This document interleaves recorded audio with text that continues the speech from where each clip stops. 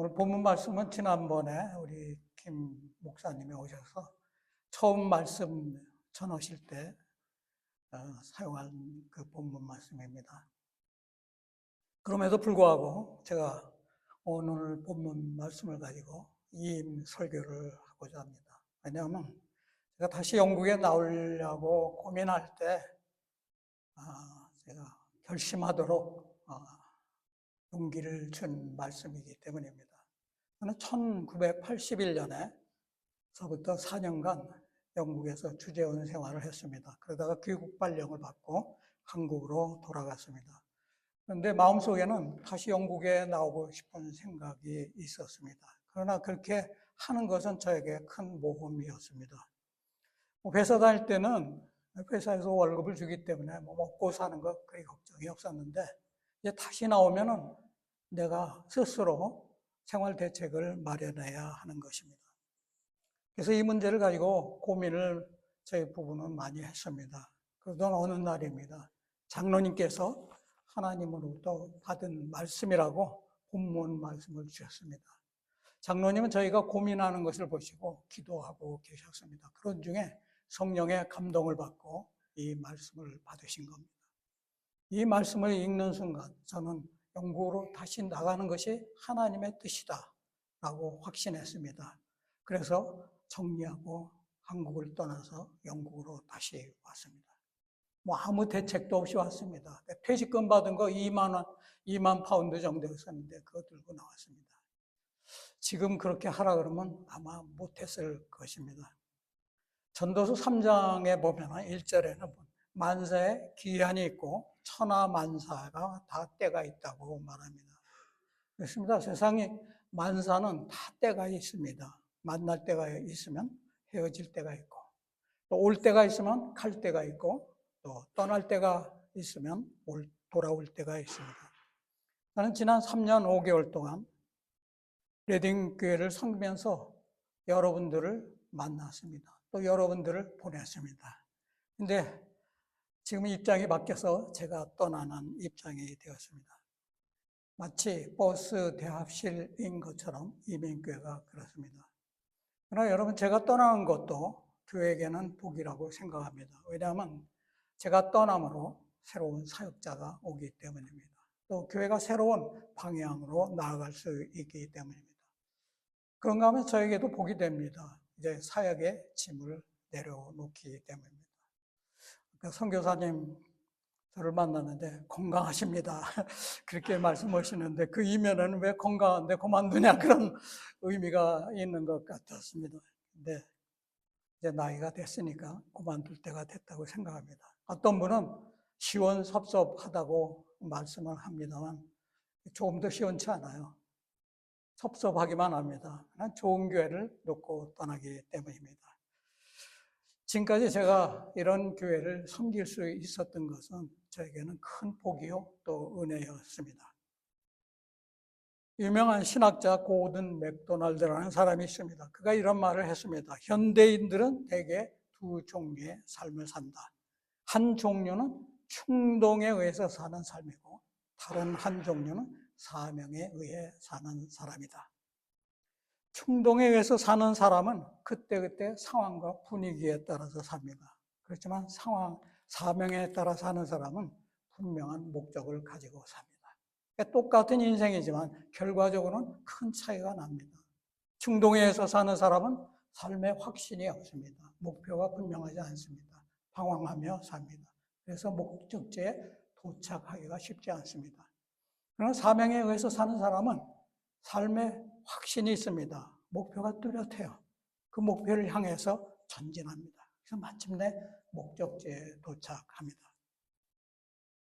여러분께서는 어떤 삶을 사십니까? 충동에 의해서 사십니까?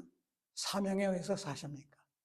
예수 믿는다는 것은 충동적인 삶에서 사명적인 삶으로 바뀌었다는 것을 의미합니다.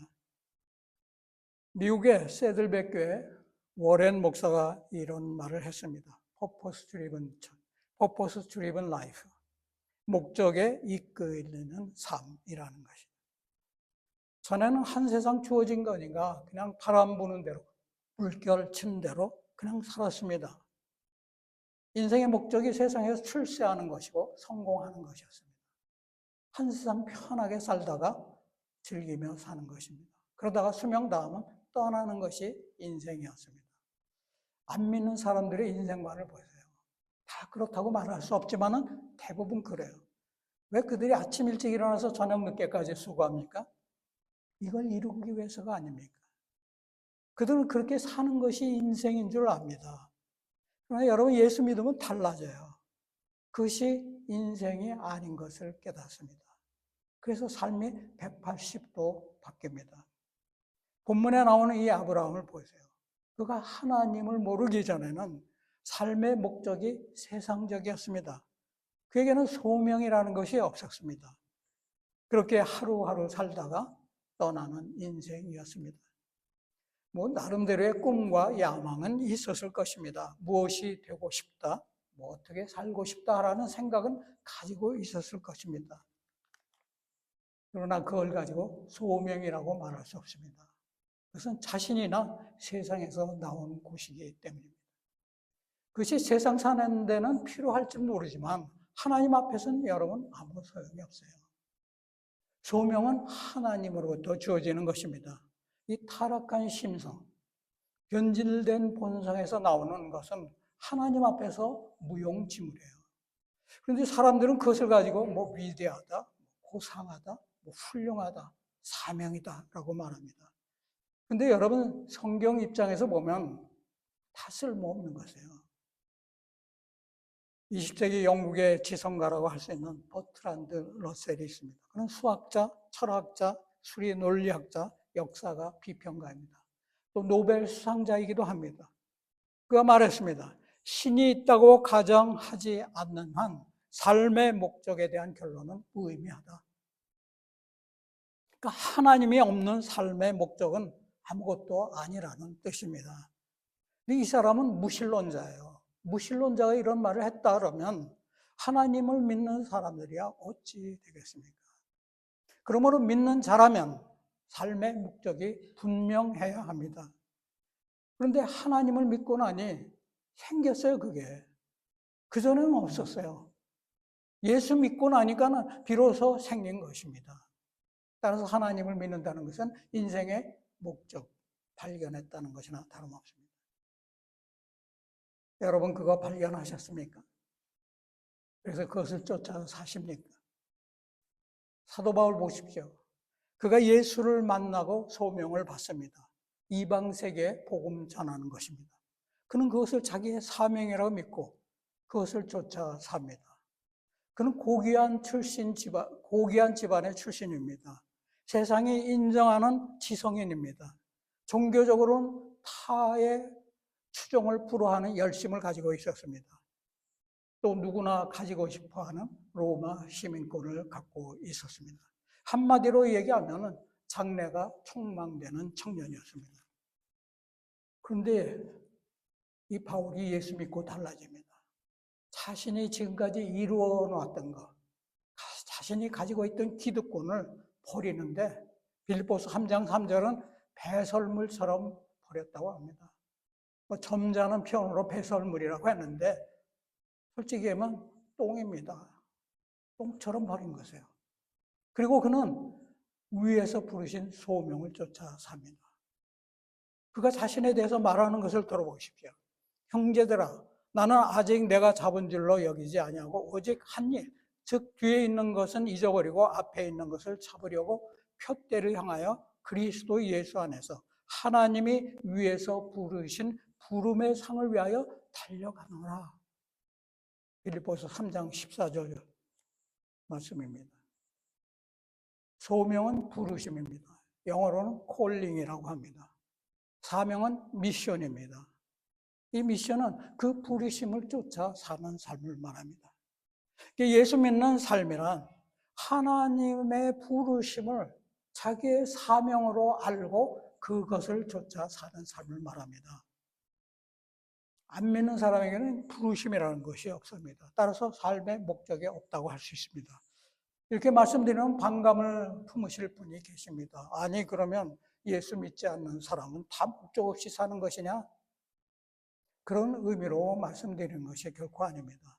세상에 목적 없이 사는 사람 없어요. 그러나 그 목적이 허황된 것, 별로 쓸모없는 것, 오직 세상 살 때만 유효한 것, 죽으면 아무 소용없는 것이라는 것입니다.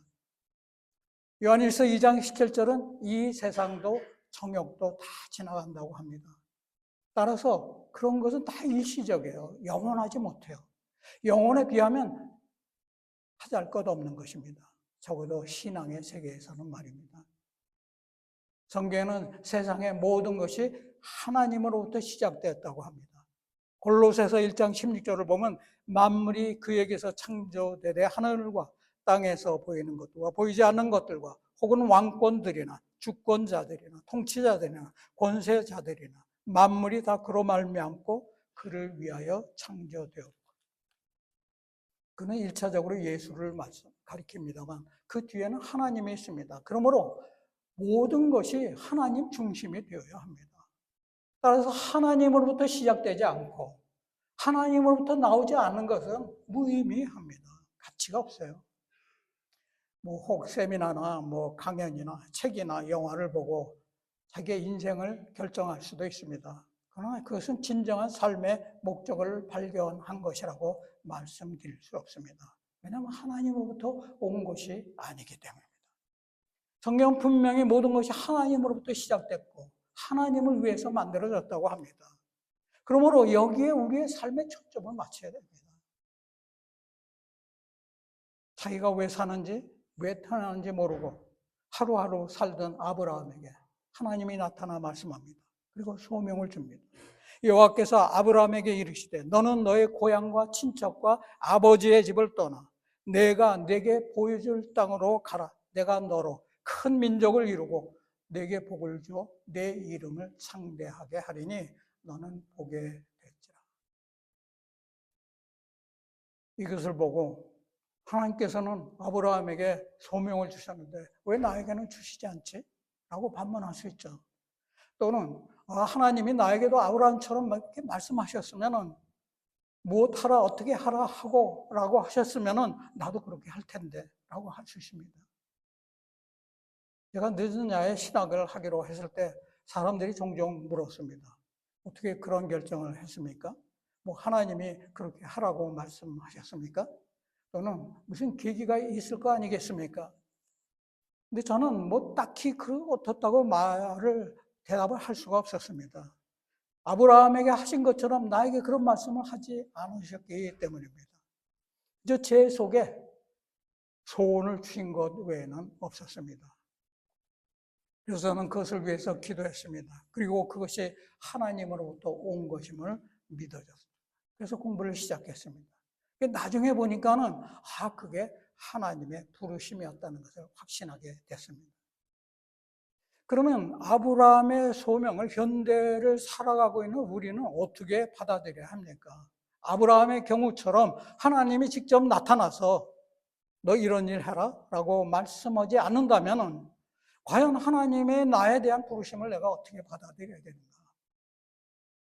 이에 대해서 중국 영성학자 위치만 리가 아주 적절하게 말합니다. 예수 믿으면 영이 거듭나서 살아나기 때문에 하나님께서 그 영을 통해 말씀하신다. 죄로 죽어있는 영이 예수 믿으면 다시 살아납니다. 그래서 비로소 하나님은 그 영에게 말씀하실 수 있어요. 거듭나기 전에 영이 죽었을 때 하나님이 말씀할 수가 없어요. 말씀을 해도 듣지를 못하기 때문입니다. 그러나 이제 살아났으니 할 수가 있어요. 그래서 하나님은 다르게 말하면 성령은 다시 태어난 내 영에게 말씀을 하십니다. 그래서 내 영이 그것을 알아듣습니다.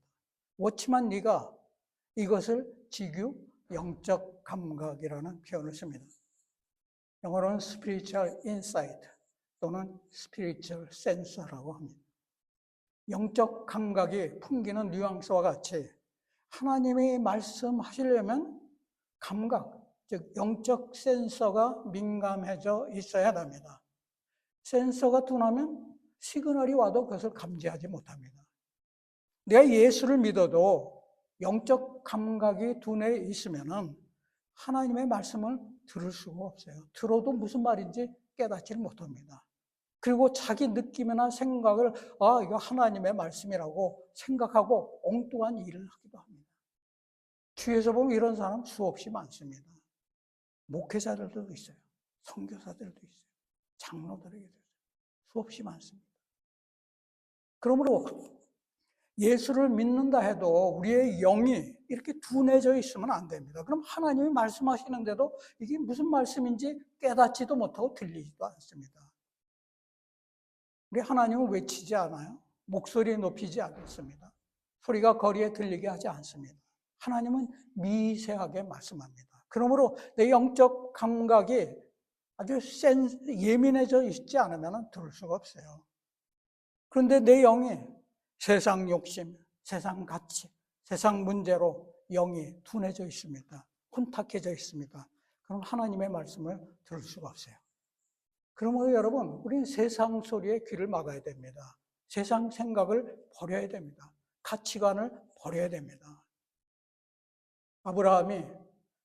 하나님이 아브라함에게 고향 친척 아버지의 집을 떠나라고 합니다. 그리고 내가 앞으로 보여줄 땅으로 가라라고 말씀합니다. 생각해 보세요. 이 소명은 정말로 받아들이기 어려운 것입니다. 고대 근동에서 고향 친척 아버지 집은 울타리와 같습니다. 무슨 울타리냐면 자기의 안전, 생명, 자기 재산을 지켜주는 울타리입니다. 따라서 그 울타리를 넘어간다는 것은 위험을 감수하겠다는 것이나 다름없어요. 거기에는 법도 없습니다. 치안도 없어요. 질서도 없어요. 오직 힘만이 지배하는 곳입니다.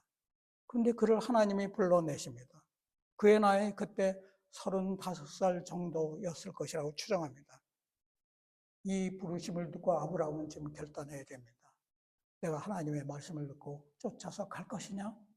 아니면 여기 그저 눌러 앉아 살아야 할 것이냐? 인생은 결단의 연속이지만 아브라함은 지금 아주 어려운 순간에 놓여 있습니다.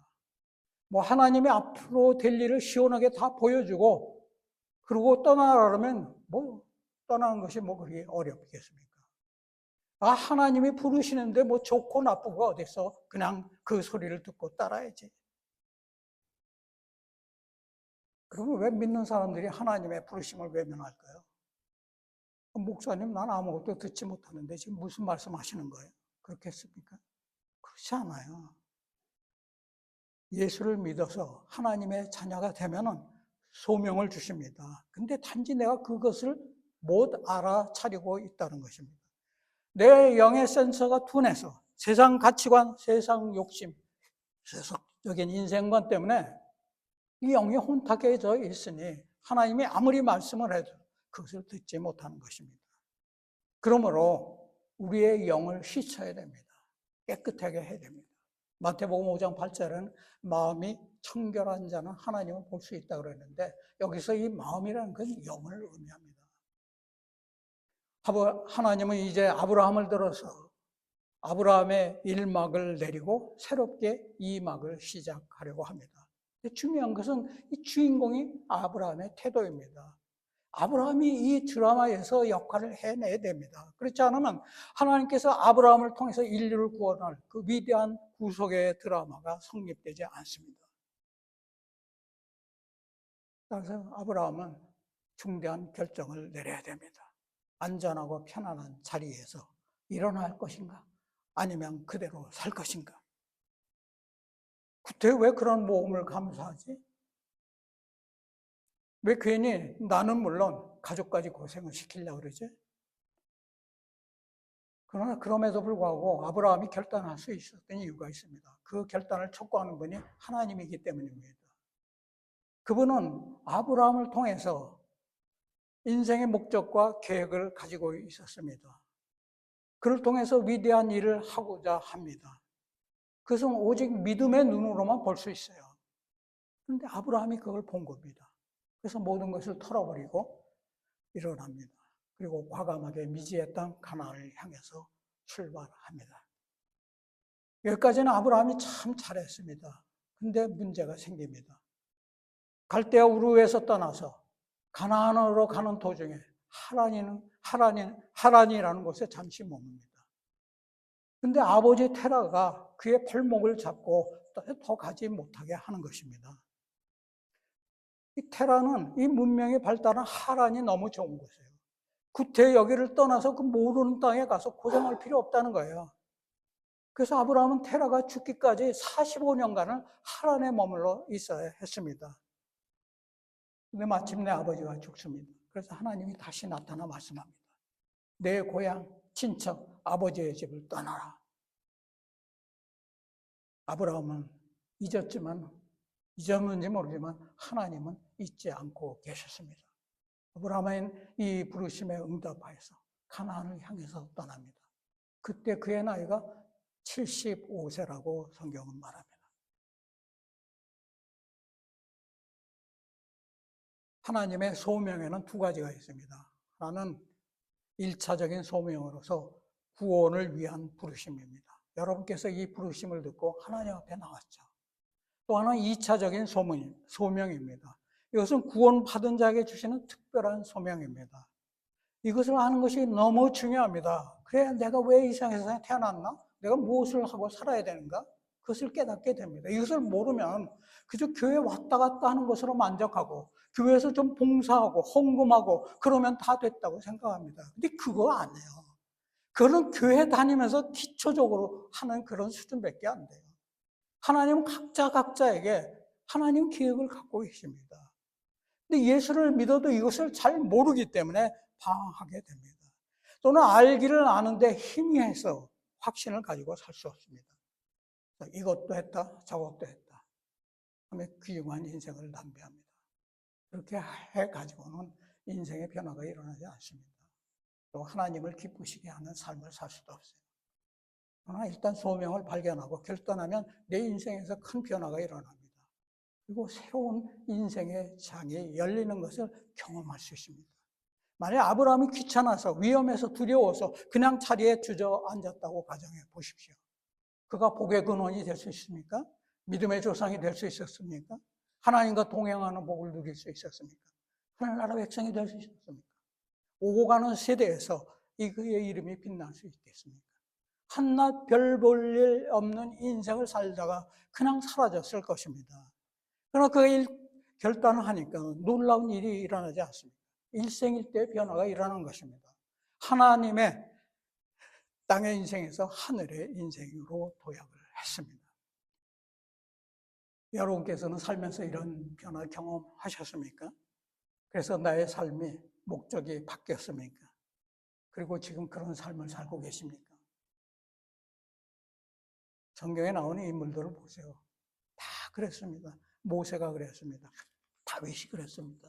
바울이 그랬습니다. 예수님의 12제자가 그랬습니다. 성경에 나오는 기독교 역사상에 나오는 위대한 인물들이 다 그랬습니다. 이들은 전부 하나님의 부르심을 듣고 결단을 했습니다. 그리고 그것을 위해서 희생과 수고를 감수했습니다. 그래서 자신들의 삶을 승리로 이끌었습니다. 너희 안에서 행하시는 이는 하나님이시니 자기의 기쁘신 뜻을 위하여 너희에게 소원을 두고 행하게 하시나니. 아멘. 빌립보서 2장 13절 말씀. 제가 참 좋아하는 성경이기도 합니다. 하나님은 여러분에게 큰 기대를 갖고 계세요. 여러분을 통해서 자신의 뜻을 이루고자 합니다. 그래서 여러분을 부르십니다. 그리고 나를 통해서 그것을 이루시기를 원합니다. 이 부르심을 우리가 들을 수 있어야 되고 듣기만 하는 것 거기에 반응을 해야 됩니다. 여러분 인생은 짧습니다. 모세와 같이 신속히 간다고 했습니다. 그래서 2026년 2달이 지나고 지금 3월을 맞지 않습니까? 이 빠른 세월 인생을 허황된 것에 투자하지 마십시오. 그건 인생의 낭비예요. 세상은 악합니다. 그러므로 더욱더 자신의 인생을 보람있게 살아야 합니다. 어떤 분은 그렇게 살면 무슨 재미가 있느냐고 말합니다. 재미있는 인생은 여러분 이 땅에서가 아니에요. 하늘나라입니다. 그러므로 그 나라의 행복을 위해서 현재 나의 삶을 투자해야 됩니다. 그게 성경이 말하는 바요 지혜요 복입니다. 어느 날 나를 세상에 보내신 하나님께서 두 가지 질문을 하실 것입니다. 너는 내 아들 예수를 위해서 무슨 일을 하다 왔니? 둘째는 내가 너에게 준 것을 가지고 무엇을 하다 왔니? 그 질문에 대답하게 하기 위해서 하나님은 여러분을 부르십니다. 그리고 사명을 주십니다. 내가 이 사명을 감당하면 질문에 대답할 수 있어요. 감당하지 못하면 대답할 수 없습니다. 성경 주석가 마티우 헨리가 말했습니다. 마지막 날을 준비하는 것이 우리 매일의 삶이 되어야 한다. 마지막 날을 준비하면서 사는 것이 우리의 삶이 되어야 된다는 것입니다. 그러기 위해서는 종말론적인 삶을 살아야 돼요. 어느 때든지 하나님이 부르시면 그 앞에 설 준비를 해야 된다는 것입니다. 오늘이라도 하나님이 부르시면 하나님 앞에 선다는 자세로 살아야 되는 것입니다. 그것이 부르심을 받은 신앙인의 삶입니다. 특히 마지막을 향해서 가고 있는 이 시대는 더욱더 그렇습니다. 보세요. 며칠 전에 이란을 미국이 공격하지 않았습니까? 근데 예레미야 49장에 보면 분명히 예언이 있어요. 하나님께서 엘람의 활을 꺾는다고 그랬습니다. 지금 이것은 이 이란에서 일어난 전쟁은 그냥 예사가 아니에요. 그 미국이 가서 또 때려고. 그게 아니라는 것입니다. 성경이 마지막을 향해서 가고 있는 그 시대적인 징조를 우리에게 보여주는 것입니다. 그러므로 우리는 하나님의 부르심을 들을 수 있어야 됩니다. 그럼 어떻게 해야 됩니까? 아브라함이 바로 그것을 말해줍니다. 이 자리를 털고 일어나야 된다. 그리고 과감하게 떠나야 된다. 부르심을 받은 것만으로는 부족해요. 그 부르심에 응답해야 됩니다. 그리고 행동으로 옮겨야 됩니다. 그래야지 그 부르심이 유효하죠. 그래야 그것이 내게 복이 됩니다. 그러면 우리 모두 이 자리를 털고 일어나야 됩니까? 저 하나만으로 족합니다. 떠나는 것은 여러분 지리적인 것을 말하는 것이 아닙니다. 영적인 것을 의미합니다. 내가 하나님의 소명을 받아들이고 하기 위해서 나를 붙잡고 있는 이런 것들을 끊어버리는 것입니다. 내가 부르심을 받고 그것을 향해서 가려고 하는데 그것을 방해하는 요소를 버리는 것입니다. 그러면 내 인생이 어떻게 될까? 두렵습니까? 걱정됩니까? 그렇지 않습니다. 그렇게 하면 그때부터 하나님이 내 인생의 운전대를 잡습니다. 아브라함을 보세요. 아브라함이 결단하니까 하나님이 그래 이제부터는 내 인생이니까 내가 알아서 살아라 라고 했습니까? 그렇지 않았습니다. 그 순간부터 하나님이 아브라함의 손을 잡고 인도하셨습니다. 때마다 순간마다 그를 보호해 주셨습니다. 그래서 그는 가는 곳마다 존경을 받습니다. 가난한 사람들 눈에 두려운 존재가 됩니다. 오늘 고별 설교이기 때문에 제 이야기 하나 더 하겠습니다.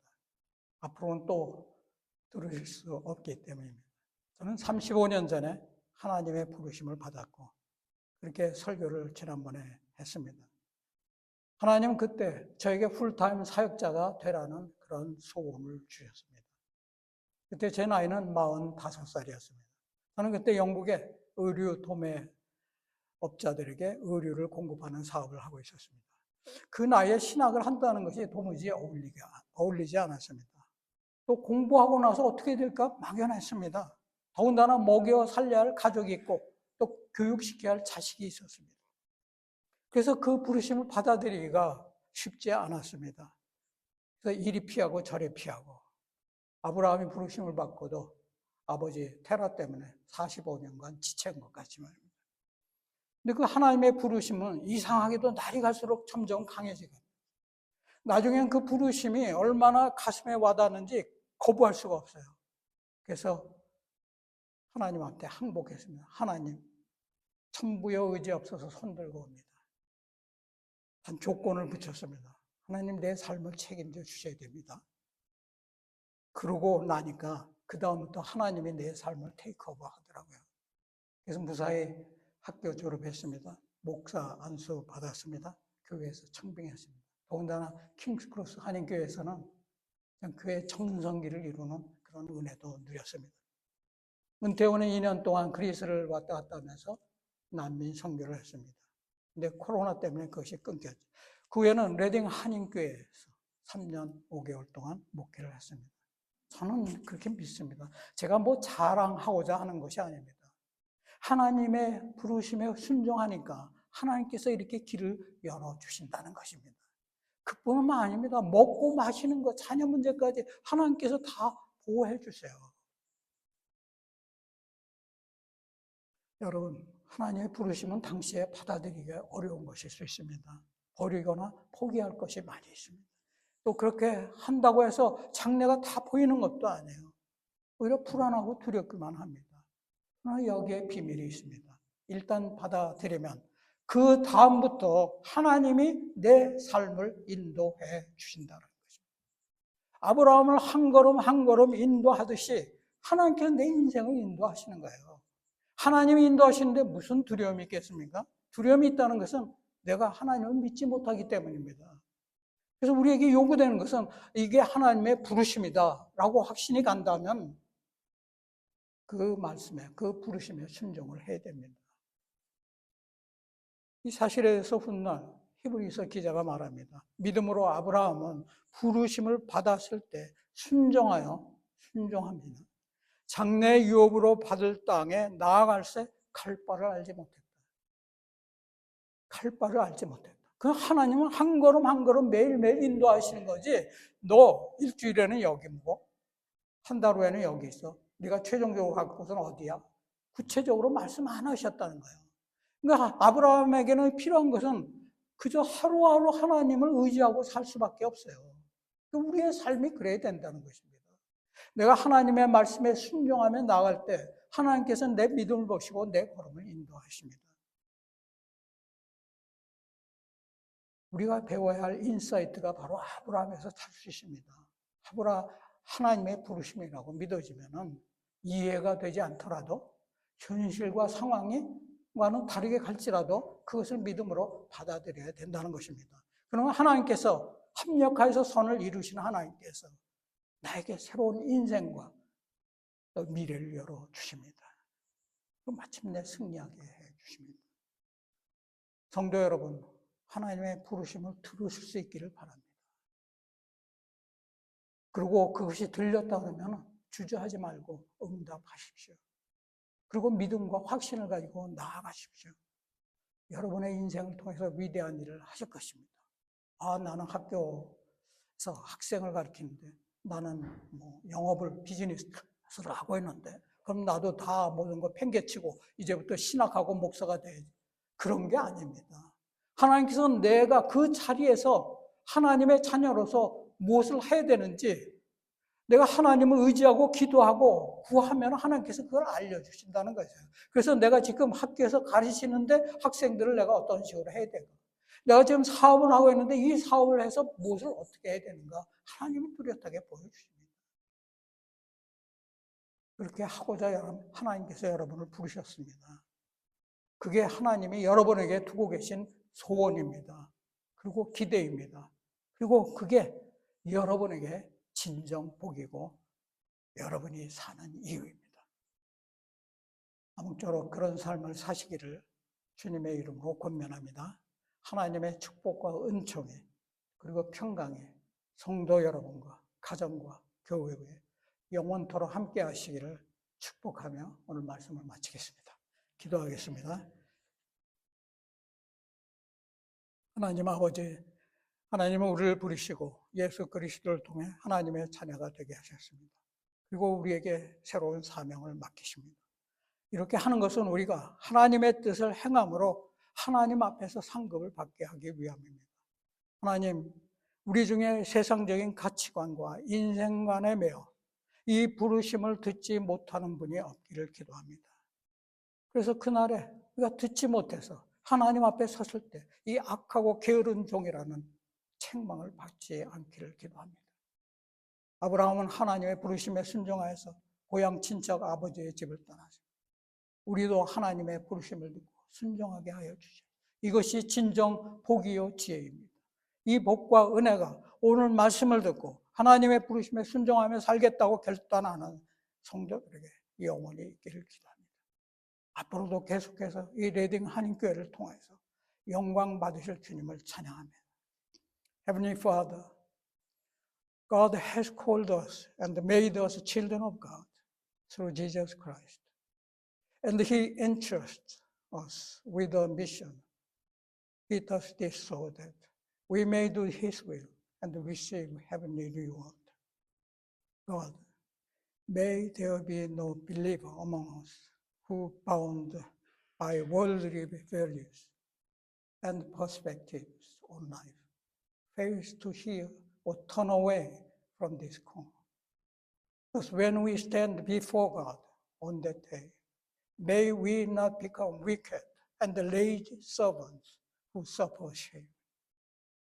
God, Abraham obeyed God's call and left his homeland, his relatives, and his father's house.